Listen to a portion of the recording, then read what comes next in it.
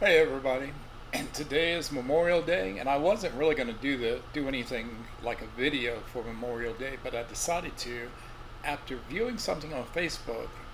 And again, I was just a little incensed, even at my ripe old age of 64, of learning something. And my post, when I shared that post to my feed, I said this, that yet again, as the tail end of the boomer generation, because I was born in 62. Not in my elementary school days, my junior high school days, or my high school days, or even my collegiate days. And I was a 5 year college student because in my fourth year, which was my first senior year in college, did not take, I missed one class for one of my majors, and I didn't want to drop that major just so I could graduate on time. Anyway, and I used to pat my back about being the love of history. Um, Granted, I lean towards world history, but American history as well. But again, this was from us, hidden from us as African American people of this country. So let's dive into the history of Memorial Day. I will bring this up. It's not long at all, and this is from the PBS. This is from the PBS.com page or .org page for Memorial Day, and it's entitled "The History of Memorial Day." And so this is a quote from James A. Garfield, who was president at the time. "We do not know one promise these men made, one pledge they gave, one word they spoke, but we do know they summed up and perfected by one supreme act the highest virtues of men and citizens. For love of country they accepted death and thus resolved all doubts and made immortal their patriotism and their virtue." And so let me just talk about that a little bit. I don't know if that is the origin of the quote that we use today, that all gave some, but some gave all. And that's why we celebrate and honor Memorial Day. But that has nothing to do with the origin. So this was originally called Decoration Day, from the early tradition of decorating graves with flowers, wreaths, and flags. Memorial Day is a day of remembrance of those who have died in service to our country. It was first widely observed on May 30th, 1868, to commemorate the sacrifices of Civil War soldiers by proclamation of General John A. Logan of the Grand Army of the Republic, an organization of former Union sailors and soldiers. During the first national commemoration, former Union General and sitting Ohio Congressman James A. Garfield, he wasn't president then, made a speech at Arlington National Cemetery, after which 5,000 participants helped to decorate the graves of the more than 20,000 Union and Confederate soldiers who were buried there.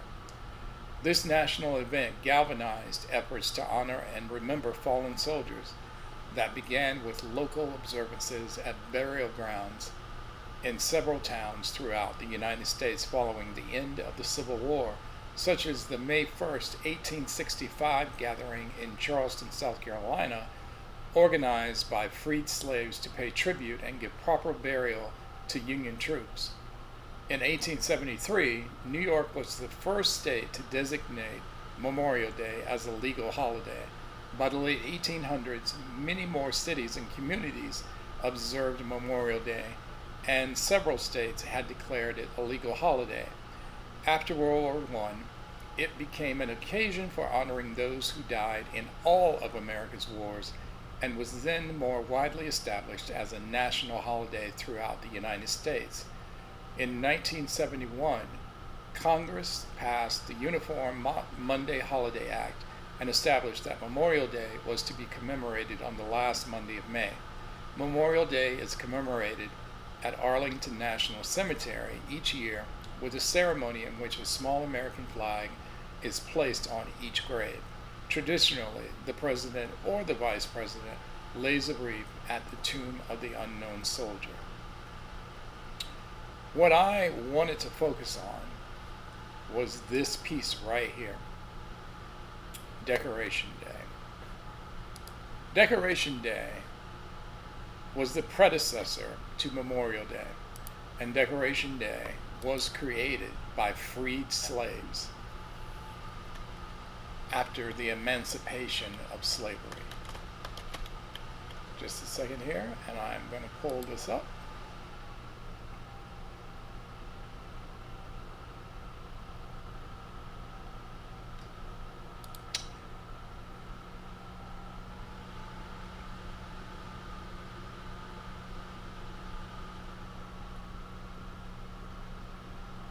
Where was it? Because there's a story behind this.